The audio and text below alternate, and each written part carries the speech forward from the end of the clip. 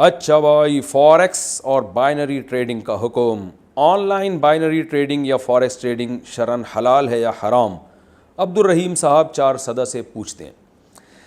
دیکھیے، on line trading میں ایک اصول یاد رکھیں کہ سونے اور چاندی اور کرنسی کی جو خرید و فروخت ہے، اس کے لیے ضروری ہے کہ پہلی بات تو یہ کہ قبضے کے بغیر آگے آپ کوئی بھی چیز نہیں بیچ سکتے سوائے زمینوں کے، پلاٹوں کے. وہ ملکیت میں آ جانا کافی ہے، قبضہ اس پہ ضروری نہیں ہے. لیکن جو یعنی منقولی اشیاء ہیں، ایک ایسی اشیاء جو اس کو ایک جگہ سے دوسری جگہ منتقل کیا جا سکتا ہے، پلاٹ کو تو نہیں کیا جا سکتا نا. تو جتنی بھی اشیاء جو ایک جگہ سے دوسری جگہ ٹرانسفر ہو سکتی ہیں، تو ان کے بارے میں صریح حدیث موجود ہے، صحیح حدیث اور صریح حدیث موجود ہے کہ جب تک ان چیزوں پہ قبضہ نہیں ہو جاتا، فزیکلی آپ کا قبضہ یا آپ کے وکیل کا قبضہ نہیں ہو جاتا، آپ اس کو آگے فروخت نہیں کر سکتے. تو انٹرنیٹ پر سونے اور چاندی کی اور جو ڈالر وغیرہ کی یا کرنسی کی جو خرید و فروخت ہو رہی ہے، اس میں قبضہ بالکل بھی نہیں ہوتا. بلکہ کیا ہوتا ہے کہ میں نے آپ کو ڈالر بیچے اور بس یہ فرض کر لیا کہ وہ ڈالر کے آپ مالک بن گئے ہیں. پھر ایک ہفتے بعد ڈالر اگر بڑھ گیا تو جو ہے آپ مجھے پیسے دے دیں گے، گھٹ گیا تو میں الٹا آپ کو دے دوں گا. اس طرح سے ڈفرینس برابر کرتے رہتے ہیں بیٹھ کے. یہ جوا ہے، سٹا ہے، بالکل حرام ہے، بالکل ناجائز ہے. تو گولڈ کی بے میں بھی، گولڈ کی خرید و فروخت میں بھی یہی ہے کہ گولڈ کی خرید و فروخت میں بھی یہی مسئلہ ہے کہ جب تک آپ کا قبضہ نہیں ہو جاتا آپ اس کو آگے فروخت نہیں کر سکتے. تو فوریکس ٹریڈنگ میں یہی ہو رہا ہے کہ گولڈ اور یہ سب چیزیں جو ہے قبضے کے بغیر ہی آگے بیچی جا رہی ہیں، جو بالکل حرام اور بالکل ناجائز ہے. اچھا، اس میں گولڈ، کرنسی اور جو چاندی ہے، اس کے علاوہ چیزوں میں بھی بہت زیادہ ٹریڈنگ ہو رہی ہے، قبضے کے بغیر بیچ رہے ہیں. جیسے دراز.pk میں اور بہت ساری ویب سائٹس بنی ہوئی ہیں. OLX میں ہوتا ہے، آپ نے دیکھا. تو اس میں یہ بات یاد رکھیں، اس میں بھی اگر آپ، جیسے میں ایک ویب سائٹ کھولتا ہوں اور میں فار ایگزامپل موبائل بیچتا ہوں، میں آپ کو بتاتا ہوں بھئی ایک ایپل کا موبائل ہے، میں نے آپ کو اتنے روپے کا بیچا. آپ نے، حالانکہ وہ میں نے ابھی خریدا ہی نہیں ہے، میرے پاس نہیں ہے، لیکن میں نے آگے کسی دکان والے سے بات کی ہوئی ہے. تو یہ بے بھی حرام ہے، ناجائز ہے. کیونکہ میں جب تک میرا قبضہ نہیں ہوا اور میں نے اپنی ملکیت میں داخل کر کے باقاعدہ فزیکلی قبضہ نہیں لیا، اس نے مجھے ہینڈ اوور نہیں کیا، تو میں آپ کو بیچ نہیں سکتا. تو یہ بھی ناجائز ہے. اس کو جائز کرنے کا طریقہ یہ ہے کہ آپ کسٹمر کو بیچیں نہیں، بلکہ اس سے بکنگ کر لیں کہ بھائی یہ موبائل ہے، یہ میں اتنے کا دوں گا آپ کو. آپ نے کہا ٹھیک ہے میں اتنے کا لوں گا. یہ نہیں کہ میں نے اتنے کا آپ سے یہ موبائل لے لیا، بھائی میں آپ سے یہ موبائل اتنے کا لوں گا، تو میں کہتا ہوں ٹھیک ہے میں آپ کو کہیں سے بھی لا کے دے دوں گا، یا یہ بتانے کی ضرورت بھی نہیں، کہیں سے بھی لا کے دے دوں گا، بس یہ موبائل میں آپ کو اتنے کا دوں گا. یعنی سودا نہیں ہو رہا، سودے کی بکنگ ہو رہی ہے، بیچا نہیں جا رہا، بیچنے کا وعدہ کیا جا رہا ہے کہ میں آپ کو اتنے کا دے دوں گا. تو یہ پھر جائز ہے. پھر آپ نے مجھ سے ایک چیز خریدی کہ بھئی یہ موبائل ہم نے آپ سے 1 لاکھ کا خریدا، یعنی ہم آپ سے 1 لاکھ کا خرید رہے ہیں، خریدا نہیں بلکہ خرید رہے ہیں، آپ ہمیں کہیں سے لا کے دے دیں. تو میں مارکیٹ سے جا کے وہ پکڑتا ہوں اور میں آپ کو جب ڈیلیور کرتا ہوں تو اس وقت پھر یہ خرید و فروخت کا عمل ہو رہا ہوتا ہے. اس وقت موبائل یعنی آپ کو دے رہا ہوں اور آپ سے پیسے لے رہا ہوں، تو یہ خرید و فروخت کا اس وقت عمل ہو رہا ہے. تو جب اس وقت عمل ہو رہا ہے تو وہ چیز میرے قبضے میں بھی آ چکی ہے اور میں اس کا مالک بھی بن چکا ہوں. البتہ اس میں ایک خطرہ یہ ہے کہ چونکہ خرید و فروخت کا عمل اس وقت ہو رہا ہے، تو اس سے پہلے کسٹمر کے لیے بھی جائز ہے کہ وہ سودا کینسل کر دے، اور میرے لیے بھی جائز ہے کہ میں سودا کینسل کر لوں، کیونکہ ابھی ڈن نہیں ہوا ہے. وہ الگ بات ہے کہ وعدہ خلافی کرنا غیر اخلاقی حرکت ہے، بری حرکت ہے، لیکن آپ بہرحال 100% اس کے پابند نہیں ہیں کہ آپ اب لازمی خریدیں گے ہی، کیونکہ ابھی خریدا نہیں، آپ کی ملکیت میں نہیں آیا. اور اس سے پہلے اگر ہلاک ہو جاتی ہے وہ چیز ہینڈ اوور کرنے سے پہلے، تو میرا نقصان ہوگا.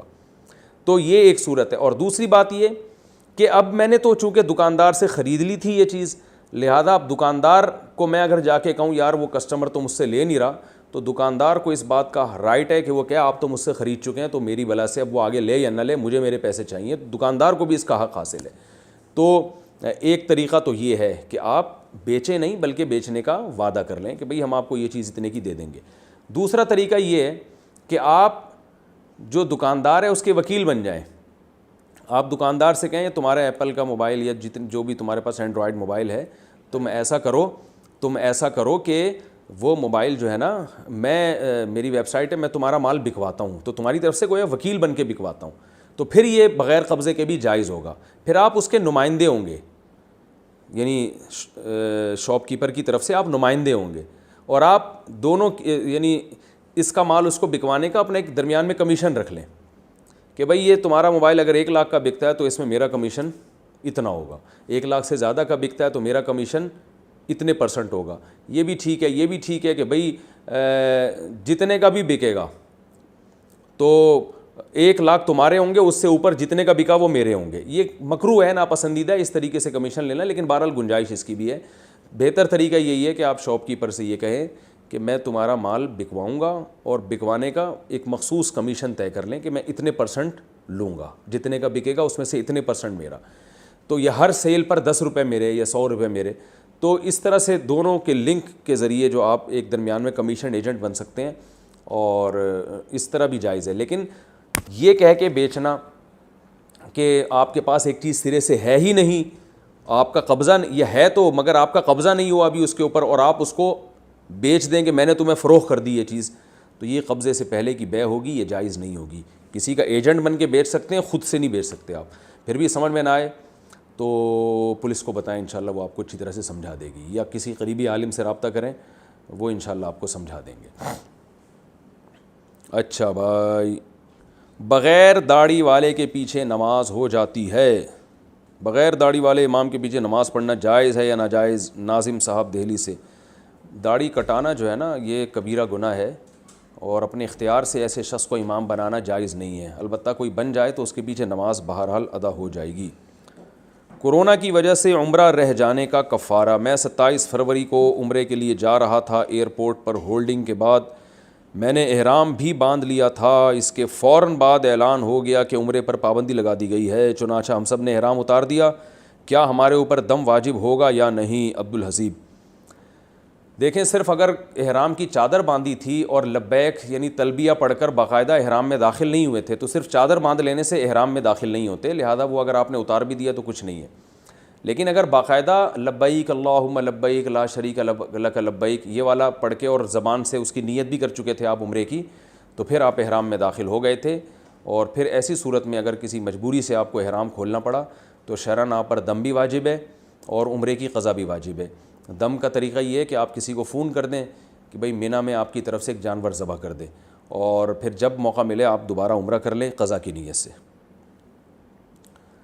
شیخ عبد القادر جیلانی کو غوث اعظم کہہ سکتے ہیں کیا؟ شیخ عبد القادر جیلانی رحمہ اللہ کو غوث اعظم کہنا درست ہے؟ کیا یہ بات درست ہے کہ وہ مردے کو زندہ کر دیتے تھے؟ محمد اویس انڈیا سے. میرے علم میں کوئی ایسی روایت نہیں ہے کہ مردے کو زندہ کر دیتے تھے, کوئی مستند روایت نہیں ہے. باقی یہ کہ غوث اعظم کہنا اس کا صحیح مطلب بھی نکل سکتا ہے, غلط مطلب بھی نکل سکتا ہے. تو جو غوث اعظم کہہ رہا ہے اس پہ شرک کا فتویٰ لگانا تو درست نہیں ہے جب تک کہ اس سے اس کا مفہوم نہیں پوچھا جائے گا کہ تمہاری مراد کیا ہے اس سے. لیکن اتنی بات ہے کہ اس زمانے میں جب ان کو لوگ ان سے مددیں بھی مانگ رہے ہیں, حاجتیں بھی مانگ رہے ہیں اور شرک بھی کر رہے ہیں, تو ایسا لفظ استعمال کرنا جس سے شرک کی تائید ہوتی ہو وہ بہرحال جائز نہیں ہوگا. تو کم از کم اس زمانے میں یہ لفظ ان کے لیے استعمال کرنا جائز نہیں ہے, کیونکہ اس سے اس لفظ میں شرک کی بو بہرحال موجود ہے اور یہ شرک کا ذریعہ بہرحال بن سکتا ہے. تو پھر بھی میں یہ نہیں کہہ رہا کہ جو غوث اعظم ان کو کہتا ہے وہ کافر ہے, مشرک ہے, کیونکہ شریعت میں ہمیں ہر لفظ کو اور ہر کہنے والے کے بارے میں حکم یہ کہ اس کا اچھے سے اچھا مطلب تلاش کرو, غلط مطلب پہ نہ لے کے جاؤ اس کو.